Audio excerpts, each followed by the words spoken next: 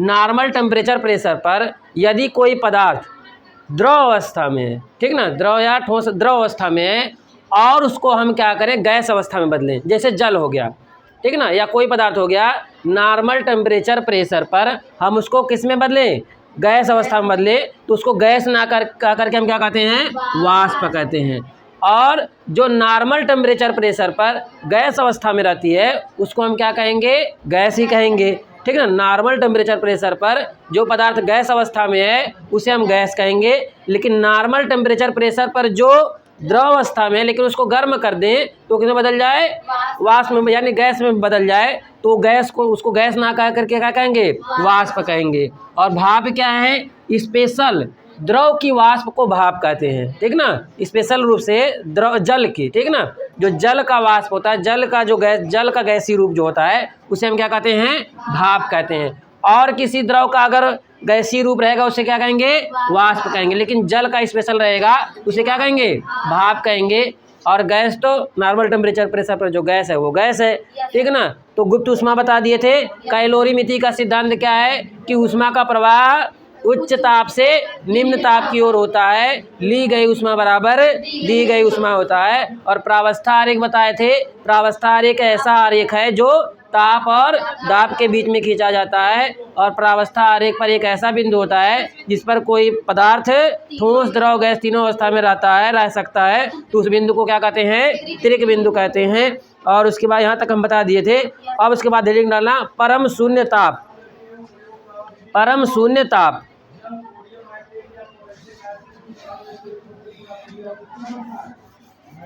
परम शून्य ताप। तो परम शून्य ताप क्या होता है, 0 केल्विन, 0 केल्विन का ताप क्या कहलाता है, परम शून्य ताप।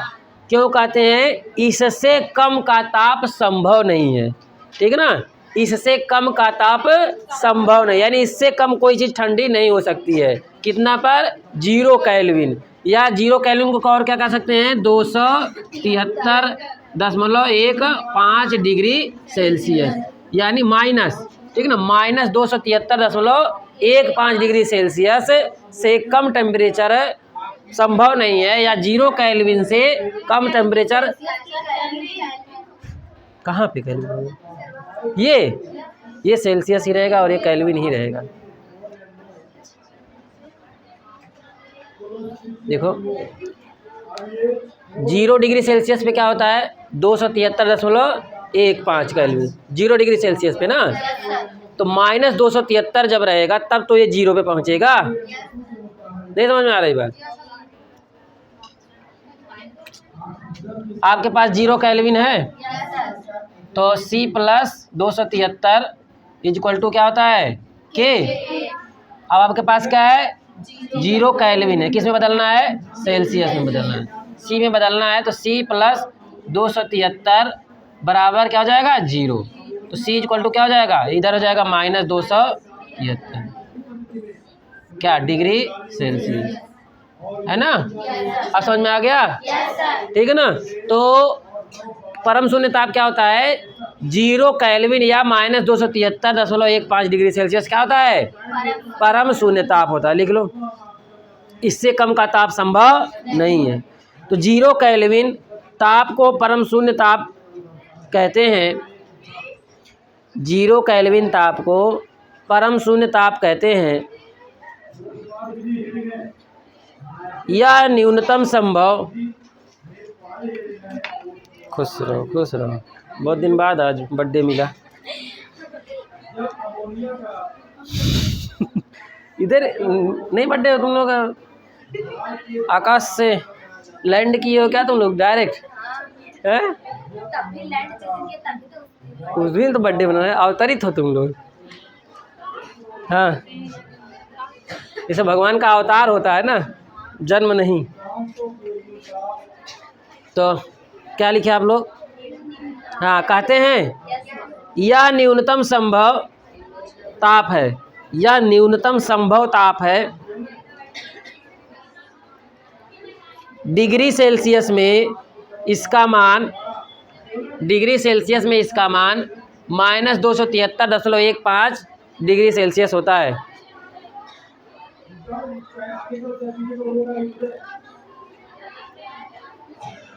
हो गया। ये हो गया, कुछ फैक्ट बता रहे हैं। ऐसा कौन सा ताप है जिस पर सेल्सियस और फ़ारेनहाइट का पैमाना एक ही होता है? ठीक है ना, कितना होता है? -40। तो उसको आप रख के भी निकाल सकते हो, ठीक है, अगर आपको कन्फ्यूजन है कैसे होता है ऐसा। देखो फार्मूला बताओ, सी अपान क्या होता है? 9। C/5 equal to F-32/9। यहाँ पे 9 होता है, यहाँ पे 5 होता है। हम क्या बोल रहे हैं कि कौन से ऐसे ताप पर सेल्सियस और फ़ारेनहाइट का मान बराबर होगा? ठीक है ना, तो बराबर होगा यानी सेल्सियस की जगह क्या हो जाएगा? फ़ारेनहाइट, या फ़ारेनहाइट की जगह पे सेल्सियस। तो हम फ़ारेनहाइट की जगह पे सेल्सियस रखे हैं, तो C/5 इक्वल टू, यहाँ पे भी C -32/9, तो क्रॉस मल्टीप्लाई कर दो। 9C इक्वल टू 5C और -5 2 जा 10 और 5 3 जा 15 और यही होगा ना। तो अब देखो इधर आ जाएगा ये माइनस में, सही है। 15 160 आएगा ना, लेकिन माइनस में देखो, चलो 9C इधर आ जाएगा माइनस 5C इक्वल टू क्या हो जाएगा? -160। इसको घटाओ कितना आ जाएगा? 4C 160 -160 C इक्वल टू क्या आ जाएगा? -160/4। तो कितना? 4 4 जा 40 -40 C इक्वल टू क्या आ गया? -40। यानी अगर हम C इक्वल टू क्या रख दें? -40, लेकिन माइनस प्लस आ रहा है यहाँ पे, नहीं माइनस ही है, सही है, माइनस है, ठीक ना। -40 डिग्री सेल्सियस पर क्या होते हैं आपके? फ़ारेनहाइट और डिग्री सेल्सियस के मान क्या होते हैं? बराबर होते हैं। तो प्रश्न लिख लेना, क्वेश्चन, किस ताप पर सेल्सियस तथा फ़ारेनहाइट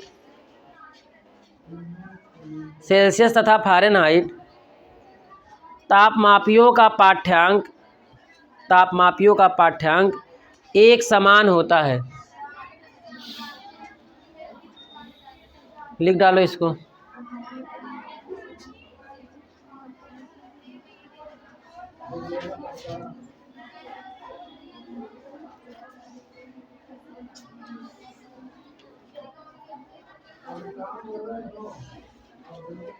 हो गया।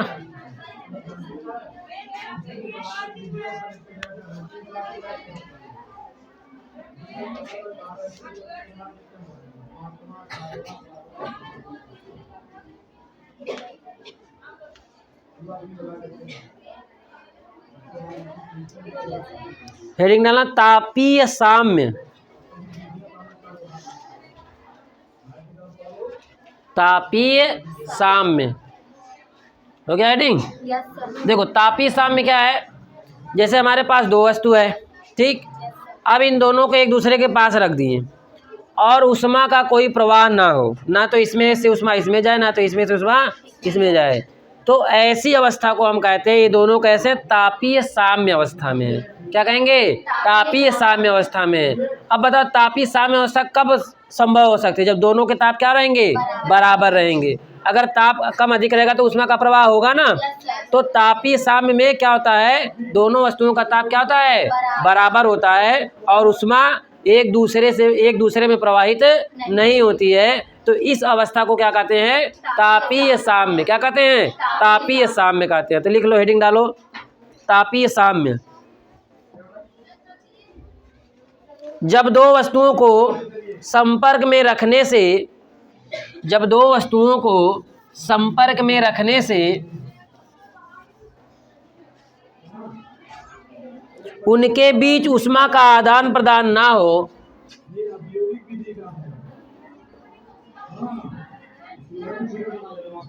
उनके बीच उष्मा का प्रवाह या उष्मा का आदान प्रदान ना हो तो वस्तुएं तापीय साम्य में कहलाती हैं।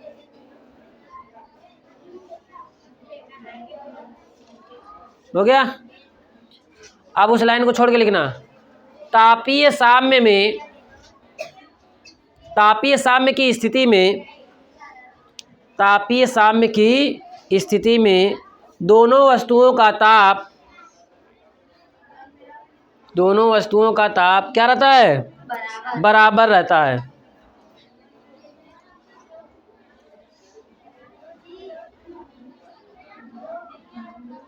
हो गया? Yes sir. देखो विशिष्ट ऊष्मा सबसे अधिक किसकी होती है? तो जल की होती है, ठीक ना? विशिष्ट ऊष्मा सबसे अधिक किसकी होती है? जल की होती है। इससे क्या क्या लाभ है?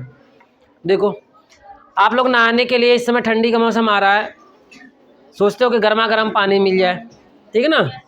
तो हम पानी गर्म कर देते हैं, वो तुरंत ही ठंडा नहीं होता। अभी मान लो कोई भी अगर आपका जल है, जैसे आप गाड़ी में, अभी नहाने वाला छोड़ो, गाड़ी में जो ठंडा करने के लिए, इंजन को ठंडा करने के लिए हम पानी का यूज करते हैं ना, ठीक है ना? अब विशिष्ट ऊष्मा का मतलब क्या है? रियल मतलब क्या है?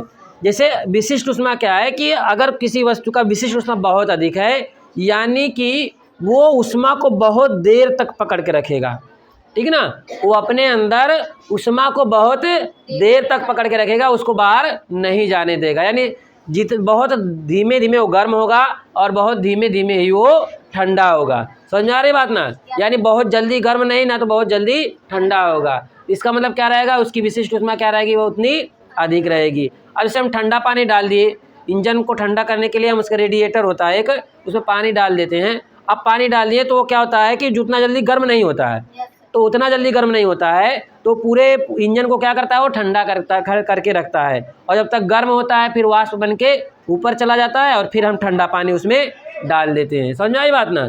तो विशिष्ट ऊष्मा अधिक है, इसका मतलब क्या है कि वो पदार्थ बहुत देरी में गर्म होगा और बहुत देरी में ठंडा होगा। समझ में आ रही बात ना? तो इस पदार्थ की क्या होती है? विशिष्ट ऊष्मा सबसे अधिक होती है। और सबसे अधिक विशिष्ट ऊष्मा वाला पदार्थ कौन सा है? जल है, ठीक ना? यानी जल की विशिष्ट ऊष्मा क्या होती है? सबसे अधिक होती है, और होती है 4.18 × 10⁻³ जूल प्रति किलोग्राम डिग्री सेल्सियस। कितनी होती है विशिष्ट ऊष्मा? लिख लेना। सर्वाधिक विशिष्ट ऊष्मा जल की होती है, जिसका मान क्या होता है? 4.18 × 10⁻³ क्या मात्रक होता है? जूल प्रति किलोग्राम डिग्री सेल्सियस।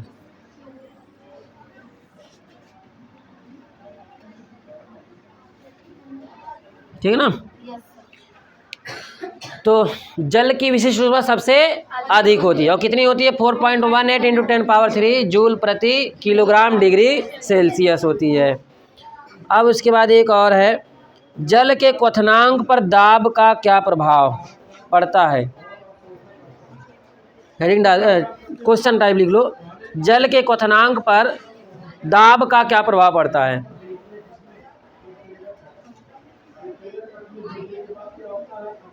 क्वथनांक मतलब उबलना ना, खौलना।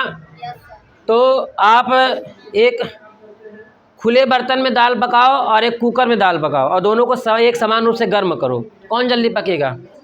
कुकर में पक जाएगा, और खुला वाला बर्तन लेट में पकेगा। ऐसा क्यों होता है? कुकर क्या करता है? कुकर दाब को बढ़ा देता है। जैसे हमारा जो नॉर्मल पानी है वो 100 डिग्री सेल्सियस पर उबलता है, यानी उससे अधिक उसको हम गर्म नहीं कर सकते। यानी जल को हम अगर खुले में गर्म कर रहे हैं तो उसको 100 डिग्री सेल्सियस से अधिक नहीं गर्म कर सकते। अब हम उसको कुकर में रख दिए, और कुकर को क्या करते हैं? बंद कर देते हैं, और उसमें से जो वाष्प होती है उसकी जल की, वो बाहर नहीं निकल पाती है। अब वाष्प नहीं निकल पाती है, तो वाष्प नहीं निकल पाते तो इसका मतलब क्या होता है? उसका प्रेशर बढ़ने लगता है। उस जल का क्या होता है? प्रेशर बढ़ने लगता है, और प्रेशर बढ़ने के कारण, ठीक ना, प्रेशर बढ़ने के कारण उसका क्वथनांक बढ़ने लगता है, यानी कि वो और अधिक ताप पर उबलता है। आप लोग कभी देखना, कुकर देखे ही होंगे, कुकर में दाल हो गई और सीटी पूरा निकाल दिए, और तुरंत उसका ढक्कन निकाले तो देखोगे दाल खौलती हुई लगती है। अब और अगर मान लो कि आप जो उसमें किसी खुले बर्तन में दाल पकाए हो और उसको निकाल के रखो, क्या वो खोलती हुई दिखेगी? नहीं दिखेगी ना, क्योंकि उसका टेम्परेचर बहुत अधिक रहता है। जो कुकर का जब हम उसको सीटी निकाल देते हैं, उसका जब ढक्कन उसका खोलते हैं, उसका टेम्परेचर 100 से भी अधिक रहता है, ठीक ना। यानी खोलने के बाद भी उसका टेम्परेचर 100 से अधिक होता है। जब आपका उसका प्रेशर कम हो जाता है तब धीरे धीरे उसका ताप घटता है, परंतु जब हम खोलते हैं उसका टेम्परेचर 100 से भी अधिक होता है, इसलिए वो खोलता रहता है, ठीक है। तो प्रेशर बढ़ाने पर क्या होता है? क्वथनांक बढ़ जाता है। प्रेशर बढ़ाने पर क्वथनांक बढ़ जाता है। समझ में आ रही बात ना? तो अगर प्रेशर बढ़ाने पर क्वथनांक बढ़ जाएगा, यानी वो 100 डिग्री सेल्सियस पर ना उबल करके 110, 120, 130 डिग्री सेल्सियस पर उबलेगा, और जितना अधिक टेम्परेचर रहेगा दाल उतनी जल्दी पक जाएगी। समझ में आ रही बात ना? तो हम क्या करें, अगर प्रेशर बढ़ा देंगे तो क्या हो जाता है? प्रेशर बढ़ाने पर उसका क्वथनांक बढ़ जाता है, यानी कि वो 100 डिग्री सेल्सियस पर ना उबल करके 100 से अधिक पर उबलता है, और जितना अधिक टेम्परेचर रहेगा वो उतना जल्दी ही दाल को गला देगा। समझ में आ रही बात ना? एक क्वेश्चन बनता है, पहाड़ों पर दालें देर में क्यों पकती हैं? पहले हम क्या समझते थे कि पहाड़ पर दाल का पेड़ लगाया जाता था और वो पक के तैयार देर में होती थी। ऐसा नहीं है, मतलब पेड़ लगाओ तो भी तो पकती है ना, पहले तैयार होती तब तो हम उसको निकालते हैं ना। पेड़ ही लगाए तो उस वो पकने का मतलब उसका तो तैयार होने का उसका अलग इन्वायरमेंट है ना। पेड़ उसका प्लांट का अलग ही सिस्टम है, लेकिन हम उसको बना के खाने का इंतजाम करने की बात कर रहे हैं, ठीक है। तो अगर हम पहाड़ों पर ले जाते हैं तो क्या प्रभाव पड़ेगा बताओ? दाब का क्या होता है? दाब कम होता है। पृथ्वी की सतह पर दाब अधिकतम होता है, यानी पृथ्वी पर की सतह पर गैस की मात्रा अधिक होती है, इसलिए वायुमंडलीय दाब पृथ्वी की सतह पर क्या होता है? अधिक होता है। जैसे जैसे हम पृथ्वी के ऊपर जाते हैं वायुमंडलीय दाब घटता जाता है, और जैसे यहाँ पे 100 डिग्री सेल्सियस पर उबल रहा है जल, तो वहाँ पे हो सकता है 90 पर ही उबल जाए, ठीक है ना। वो जल कितने पर उबल जाए? 90 पर उबल जाए, और 90 पर उबलेगा तो टेम्परेचर कम रहेगा, और टेम्परेचर कम रहेगा तो वो वैसे देर में पकेगी वो दाल। समझ में आ रही बात ना? इसलिए वहाँ पे अधिक ईंधन लगेगा, और यहाँ पे रहेंगे तो जल्दी पक जाएगा। समझ में आ रही बात ना? तो अगर हम दाब बढ़ा दें तो उसका क्वथनांक क्या हो जाता है? बढ़ जाता है, और क्वथनांक बढ़ जाएगा तो इसका मतलब उसका ताप भी बढ़ जाएगा। तो लिख लो, दाब के बढ़ने पर जल का क्वथनांक बढ़ता है और घटने पर घटता है।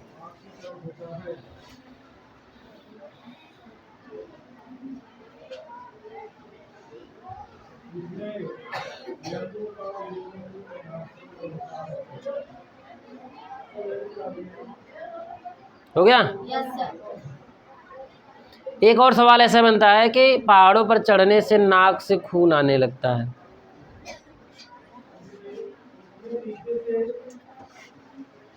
आप लोग तो चढ़े होगे? नहीं चढ़े हो? कहीं गए पहाड़ वहाड़ पे? कहाँ? बम्बई? कहीं पे मतलब जो मंदिर वंदिर होते हैं वहाँ पे लोग घूमने जाते हैं, वैष्णो देवी या जहाँ जहाँ भी है, तो वहाँ पे जाने पर ऐसा क्या होता है, जब ऊपर नीचे से ऊपर जाते हैं तो क्या होता है? प्रेशर घटता है। अब हमारा शरीर इस वायुमंडलीय प्रेशर को झेलने के लिए, मतलब बैलेंस बनाने के लिए एकदम तत्पर है, यानी कि जितना आपका वायुमंडलीय प्रेशर है और जितना हमारे शरीर द्वारा लगाया गया प्रेशर है, इसको बैलेंस बना के रखता है। अब जैसे हम मान लो कि ऊपर गए, पहाड़ों पर गए, तो वहाँ प्रेशर क्या होगा? कम होगा। अब बाहर का प्रेशर कम हो गया तो उसके रिस्पेक्ट में हमारा प्रेशर क्या हो जाएगा? बढ़ जाएगा। जैसे अब यहाँ पे 2 बल लग रहे हैं, एक वायुमंडल का लग रहा है, एक हमारे द्वारा लगाया जा रहा है। तो जब यहाँ पर हैं तो यहाँ पर ये दोनों बराबर है तो बैलेंस बनाए हुए हैं। जब हम ऊपर जाएंगे तो हमारा तो वही रहेगा, लेकिन ये कम हो जाएगा। जब ये कम हो जाएगा इसको ये धकेल देगा, और ये जो हमारे नाक के अंदर का जो स्किन होता है वो काफ़ी पतला होता है, तो वो फट जाता है और फिर नाक से क्या आने लगता है? खून आने लगता है। इसलिए ठीक ना। तो दाब ऊपर जाने पर क्या होता है? घटता है, और घटने से वही प्रॉब्लम हो जाती है। नाक में कुछ ऐसे लकड़ी उकड़ी लगा के जाया करो तो खून नहीं आएगा। हैं?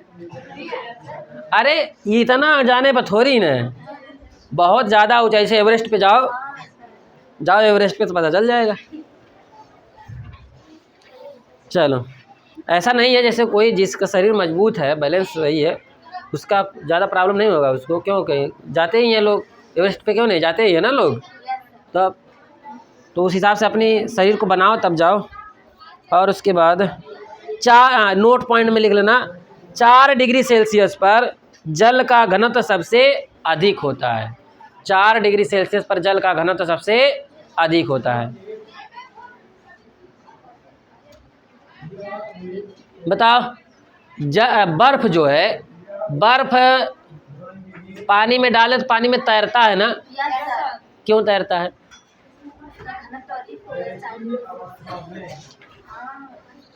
बर्फ क्यों तैरता है?